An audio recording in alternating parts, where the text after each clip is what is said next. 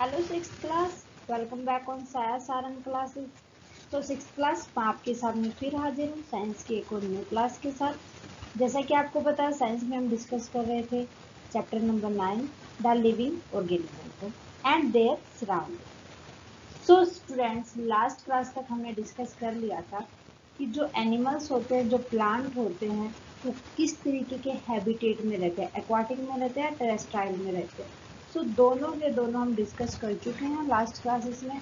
फटाफट से प्लेलिस्ट में जाएं और चेक कर लें। आज हम डिस्कस करेंगे student coastal habitat means terrestrial and aquatic habitat का मिक्सअप। कोस्टल हैबिटेट एक ऐसा हैबिटेट होता है जहाँ पर लैंड और सी दोनों के दोनों का कॉम्बिनेशन होता है। मीन्स ऐसे एनिमल और प्लांट जो लैंड और सी दोनों के अंदर रहते हैं, वो हमारे कोस्टल हैबिटेट कहलाते हैं। सो अच्छे से पढ़ते हैं। कोस्टल हैबिटेट भी एक ऐसा हैबिटेट जहाँ पर लैंड सी के साथ मीट करती है, मिलती है। Means habitat where the land meet the sea. Beach and specially type of tree, जो बीच होता है उसके ऊपर जो भी स्पेशल ट्री होते हैं लाइक मैनग्रोव, सदाबहार के जो प्लांट होते हैं, are found in this habitat. वे जो मैनग्रोव्स होते हैं वो लैंड और जो सी जहाँ पर दोनों मीट करते हैं वहीं पर आपको देखने को मिलते हैं। लाइक बीच, जो बीच होता है उसके ऊपर ही आपको सदाबहार प्लांट देखने को मिलेंगे। सो नेक्स्ट देखते हैं, coastal plants like seaweeds attach to the rocks firmly so that they are not saved by the waves। भाई सीवीड्स होती हैं जो समुद्री सिवार होती हैं, वो किसके साथ अटैच होती हैं? जो सी और लैंड के बीच में जो रॉक्स होते हैं वहां पर अटैच होती हैं, लेकिन वो कभी भी वेव के साथ नहीं बहती, बहना ठीक है। वो वेव आती है जो उनके साथ, जो ये सीवीड्स है ये अटैच होती है रॉक से प्रॉपरली, तो जो ये वेव्स का जो इफेक्ट होता है उस वजह से वो बहती नहीं है। क्लियर है? नेक्स्ट देख लेते हैं कि exactly meaning coastal ecosystems occur where the land meet the sea. हमने पढ़ा था अभी कि जो कोस्टल इकोसिस्टम होता है मीन्स या हैबिटेट होता है वो तभी होता है जब लैंड किसके साथ मीट करती है? सी के साथ मीट करती है। That includes a diverse set of habitat types like the mangroves.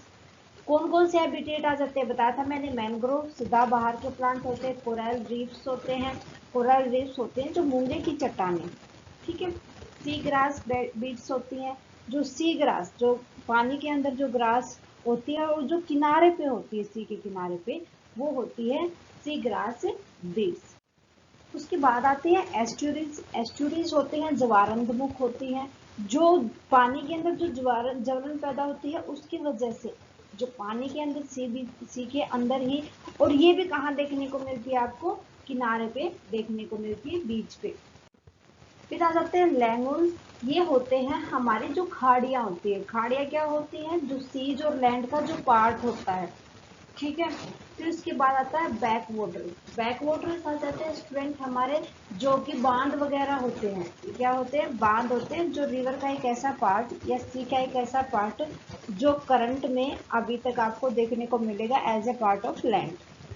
Okay, then उसके बाद आ जाता है conserving these habitat is vital for protecting shoreline. Shoreline क्या होते हैं? जो आवाज आती है ना वेव की, वो feeding and shelter marine life. भाई किन के लिए शेल्टर होता है? खाना होता है, और ये तो जो मैरीन लाइफ होती है उनके लिए खाना भी देते हैं उनको और शेल्टर भी देते हैं। And listening the effect of climate change. और हमें ना यहाँ से लिसन का मतलब क्या हो जाएगा? लिसनिंग का मतलब यहाँ पर हो जाएगा कि जो क्लाइमेट चेंज का जो इफेक्ट आया है, क्या प्रभाव पड़ा, वो आपको देखने को मिलता है। An effort that must also include reduce global carbon emissions. भाई जो ये हमारा जो कोस्टल इकोसिस्टम है लाइक लैंड और सी, जो दोनों का एरिया होता है, जो बीच का एरिया होता है, उसके अंदर क्या होता है कि जो हमारे ग्लोबल कार्बन इमिशन होती है उनको कम करने में हेल्प करता है, क्योंकि वहां पर गर्मियों में और सर्दियों में एनवायरनमेंट आपको इक्वल मिलेगा, क्योंकि वहां लैंड भी हो जाती है और वाटरिंग भी हो जाती है। ओके, आगे देख। उसके बाद आता है एक्लाइमेटाइजेशन। एक्लाइमेटाइजेशन क्या होता है, जो हमारे एनवायरनमेंट के अंदर, जो हमारे सराउंडिंग जो जो चेंजेस होते हैं, और जब हम उस चेंजेस के अकॉर्डिंग अपनी बॉडी के अंदर जो चेंजेस लेके आते हैं, तो वो क्या होता है एक्लाइमेटाइजेशन। मीन्स क्या होता है स्टूडेंट, देखो जैसे जैसे सर्दियाँ स्टार्ट होती हैं या सर्दियाँ जाती हैं, कहते हैं ना जाते टाइम भी हमें सर्दी होती है, आते टाइम भी हमें सर्दी होती है, क्योंकि जो एनवायरनमेंट के अंदर हमारा चेंजेस आया है, तो धीरे धीरे हमारी बॉडी के अंदर भी उसका इफेक्ट आएगा और धीरे धीरे हम उसको अडेप्ट करेंगे। ठीक है, due to certain changes in the surrounding organism adapt through them by making small change in the body over short period of time. भाई जिस तरीके से हमारे क्लाइमेट, हमारे सराउंडिंग जो चेंजेस होते हैं, ऑर्गेनिज्म जो होते हैं वो भी उसको अडॉप्ट करते हैं, धीरे धीरे अपनी बॉडी के अंदर थोड़ा थोड़ा चेंज लाते हैं।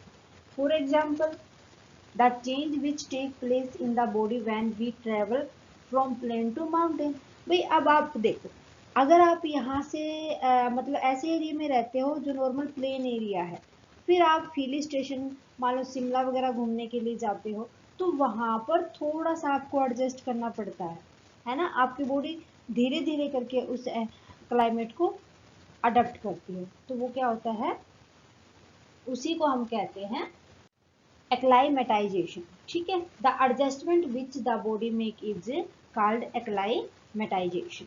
ठीक है, इसी को एक्लाइमेटाइजेशन कहा जाता है कि जब हम according to our surrounding environment, जब हमारी बॉडी उसको एडजस्ट कर लेती है, अडॉप्ट कर लेती है, तो एक्लाइमेटाइजेशन कहा जाता है। क्लियर है, बढ़े आगे। अब हम बात करते हैं करेक्टरिस्टिक ऑफ लिविंग ऑर्गेनिज्म। क्या क्या विशेषताएं होते हैं लिविंग ऑर्गेनिज्म की। सबसे पहले उनकी विशेषता देखो, they require food to grow and carry out life process. भाई जो लिविंग ऑर्गेनिज्म होते हैं ना, उनको खाने की जरूरत होती है ताकि वो ग्रो कर सके और अपनी पूरी लाइफ प्रोसेस को पूरा कर सके, उसको कैरी आउट कर सके। ठीक है, दे ग्रो इन साइज। भाई हम छोटे से बेबी पैदा होते हैं, उसके बाद हम इतने बड़े होते जाते हैं, इतने बड़े होते जाते हैं। आप देखो, आप 6th क्लास में हो गए, कभी आप नर्सरी क्लास में थे, कभी आप प्ले स्कूल में थे, तो उससे पहले आप घर पे थे।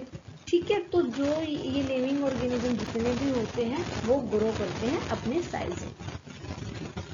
थर्ड हो जाएगा, all living organism breathe and respire process of generating energy. भाई जितने भी लिविंग ऑर्गेनिज्म होते हैं सांस लेते हैं और छोड़ते हैं, जिससे क्या होती है, एनर्जी जनरेट होती है हमारी बॉडी के अंदर, है ना। They respond to stimuli. Stimuli का मतलब होता है स्टूडेंट, जब हमारा एनवायरनमेंट चेंज होता है तो उसके अकॉर्डिंग जब हम अपना रिस्पॉन्ड देते हैं। जब भी मैंने बताया था ना लास्ट स्लाइड में, जिस तरीके से हमारी सर्दियाँ स्टार्ट होती हैं या सर्दियाँ जाती हैं तो हमें कोल्ड हो जाता है, वो इसी वजह से होता है कि हम भी क्या करते हैं, जो एनवायरनमेंट के अंदर चेंजेज आया है उसके प्रति अपना रिस्पॉन्ड देते हैं। They carry out reproduction. Reproduction का मतलब क्या हो जाएगा यहाँ पर, प्रोड्यूसिंग नेक्स्ट जनरेशन। भाई हमारे मम्मी पापा है, हमारे मम्मी पापा ने हमें पैदा किया, हम आगे जाके हमारे बच्चों को पैदा करेंगे, तो यही क्या होता है, रिप्रोडक्शन होता है। जब हम किसको प्रोड्यूस करते हैं, नेक्स्ट जनरेशन को प्रोड्यूस करते हैं। एंड एक्सकैरिएशन। एक्सकैरिएशन का मतलब होता है स्टूडेंट, जब हमारी बॉडी के अंदर जब एक्स्ट्रा फूड हो जाता है, मतलब जो वेस्ट फूड हो जाता है या वेस्ट होता है हमारी बॉडी के अंदर, वो किसी भी टाइप का हो, जब हम उसको एलिमिनेशन करते हैं, अपनी बॉडी से क्या करते हैं, बाहर निकालते हैं, तो एक्सकैरिएशन होता है, elimination of waste food from body. Movement is so by living organism. भाई हम चलते हैं, एक जगह से दूसरी जगह पर जाते हैं, तो ये क्या होता है, मूवमेंट होता है। कोई भी काम करते हैं, हम किसी भी सामान को उठाते हैं, तो ये मूवमेंट होती है, सारे के सारे लिविंग ऑर्गेनिज्म करते हैं। तो स्टूडेंट ये थी कैरेक्टरिस्टिक्स ऑफ लिविंग ऑर्गेनिज्म। उम्मीद करती हूँ कि आपको अच्छे से समझ आई होंगे, कोई भी लंबी चौड़ी बात नहीं थी कैरेक्टरिस्टिक्स में या जो क्वेश्चन हैबिटेट होगा उसमें। तो अच्छे से एक बार और इनको अच्छे से पढ़ना, अपनी बुक से अच्छे से क्लियर हो जाएगा चैप्टर। फिर भी कोई डाउट रहता है तो मैं हूँ आपके साथ, मुझे कमेंट करके बता सकते हैं। जितना जल्दी पॉसिबल होगा हम आपके डाउट को क्लियर करेंगे। और 6th क्लास कैसी लगी प्लीज़ मुझे कमेंट करके बताएं। क्लास अच्छी लगे तो प्लीज़ लाइक और अदर स्टूडेंट्स के साथ ज़्यादा से ज़्यादा शेयर करें। अगर आप हमारे चैनल पर नए हैं तो फटाफट से चैनल को सब्सक्राइब कर लें और बेल आइकन को दबा लें ताकि आने वाले क्लासेस की नोटिफिकेशन आपको मिलती रहे। Thank you very much, bye bye and take care. मिलते हैं नेक्स्ट क्लास में।